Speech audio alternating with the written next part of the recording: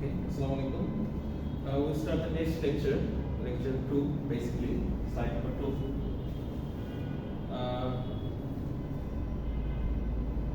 If you notice deeply, you can find some key parameters or key content before starting any kind of slide.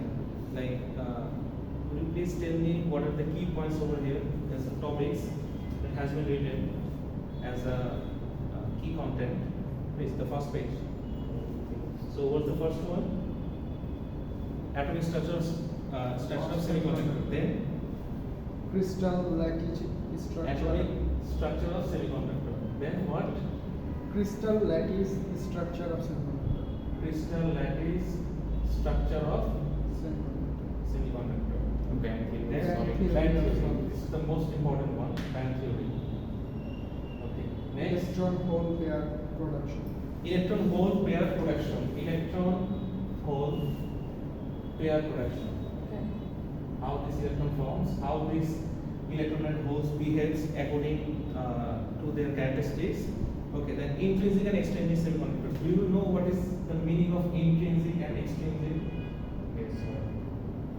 Please. Meaning? So when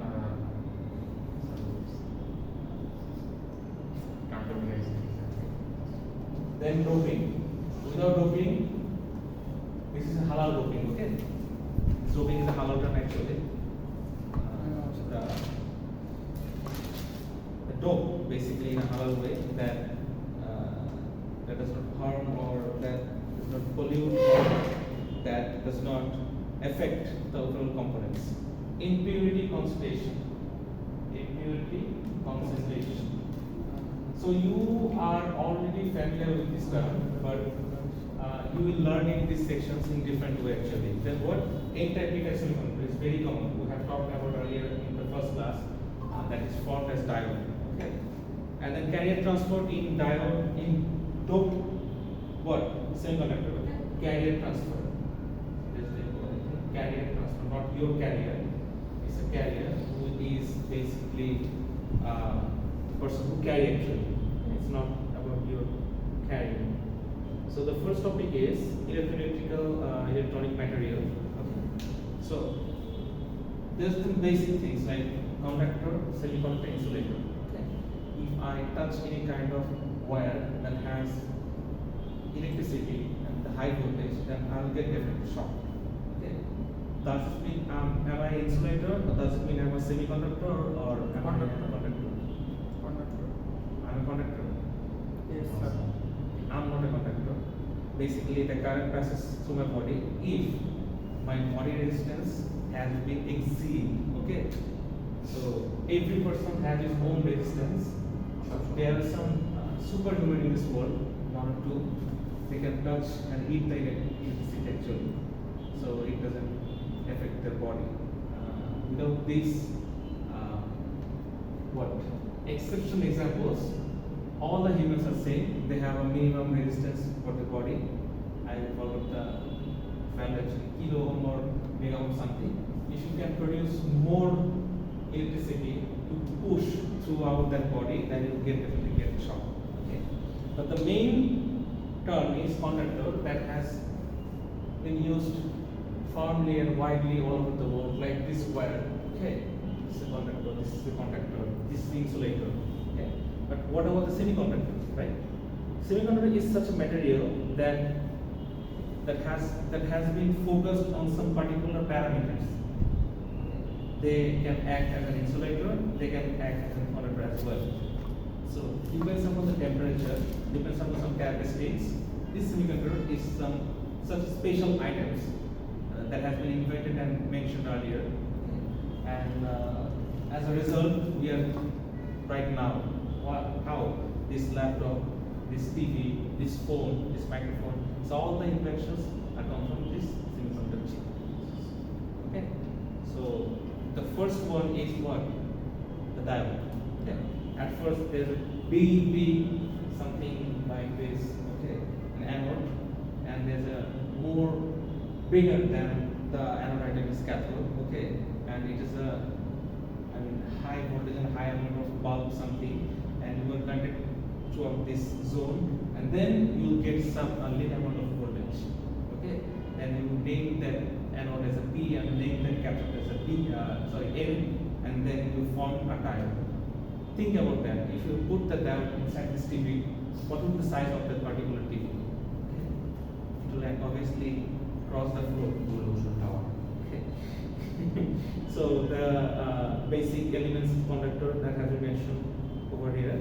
There's an exception example is salt water. Do you know how salt water acts as a conductor? By making the ions. Basically, the electricity passes throughout the body. Okay, and if you put it throughout this to another cathode, the electron will passes from it. Okay, and the current will go throughout this way. Fine. So our main focus in the atomic section, okay, that conductor atomic structure. If you look at slide number 4, do you know how this electron configuration forms, or how to calculate this electron configuration?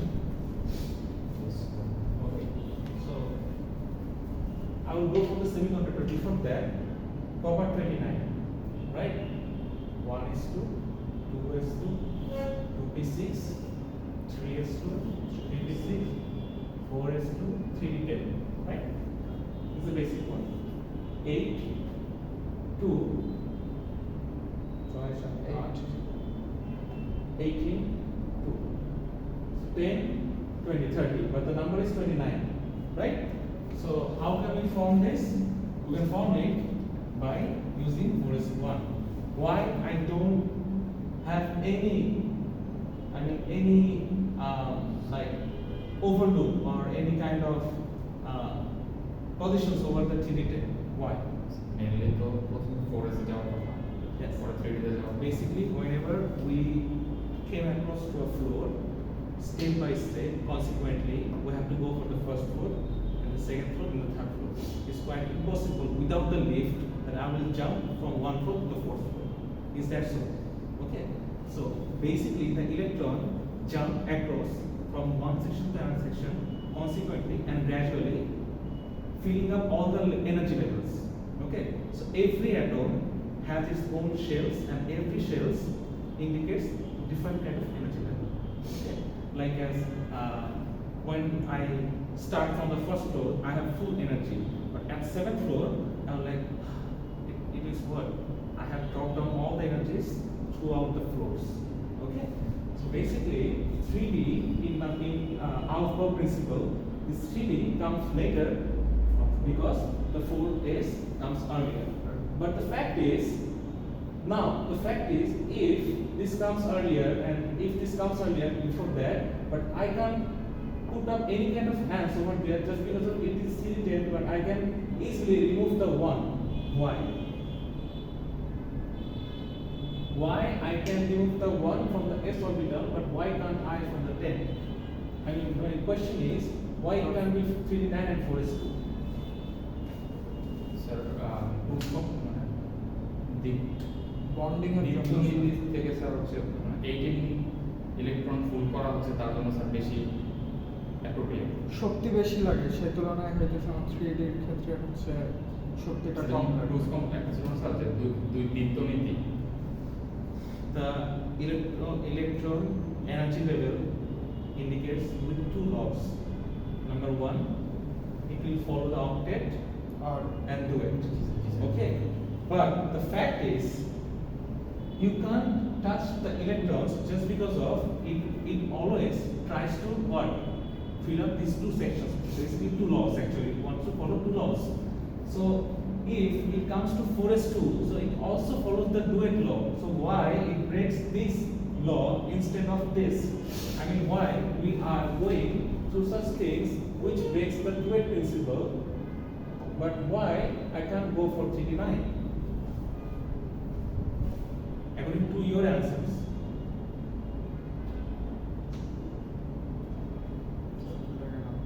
Okay, so here comes a bond energy.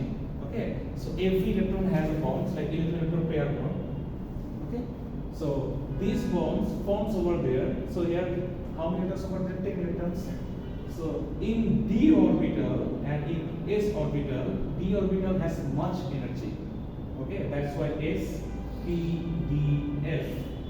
Okay. So when it comes to d orbital and 10 electrons, so it has already lot of power and lot of energy throughout that shell. Throughout that shell. So I can't remove one particular electron unless it become a charge. Okay.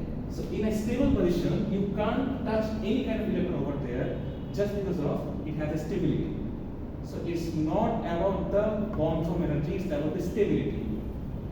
Okay. So see, it also follows the Twelve principle, and it follows the octet rule as well. But why I'm touching this one instead of this one? Okay, I'm manipulating this one just because of d orbital has much energy. When it comes to 10, it means it is already fulfilled. So D has a stability in two conditions: when 3D full and when 3D half. So 3D5 is stable, 3D10 is stable, 3D9 is not. So when it comes to a question of stability, do you think this orbital, I mean this atom, will exist over there? It will clash throughout each other and it will destroy. So you won't get this copper 29 at that time if you can manipulate this 39. So there will be a lot of changes over there. Okay, that's why if you remove one electron in the perspective of this 3D10, so it won't affect the copper 29 energy bond form. I mean, it will be stable. Okay, because one electron can easily be removed at the last outer shell in the perspective of d orbital. Okay, that's why we don't go through this. Okay, so basically is the atomic one. We will go through the next classes with the semiconductor because I won't go for the insulator examples because you can't find any kind of electron configuration, and basically we don't want to analyze this one. We have focus on the semiconductor.